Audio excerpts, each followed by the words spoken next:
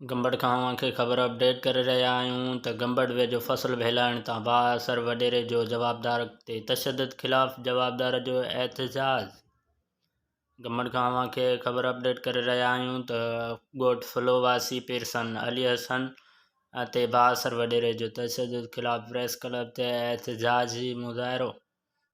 असां सां लाइन ते मौजूद आहे खैरपुर जो रिपोर्टर उबैदुल्ला नारे जो। जी उबैद छा अपडेट आहिनि? रहवासी पीर सन अली हसन फ़कीर जेको एहतजाज मुज़ाहिरो कंदे ॾाहियूं आहे त असां फ्लूअ जा जेके आहियूं बेसिकली ख़ानदानी रहाकू आहियूं। असांजे फसल जे पंहिंजे बिरादरीअ जे वॾेरे असद खोड़े जे जेको ॿकरियुनि केतिरा ई भेरा भेल करे फसल तबाह करे छॾियो।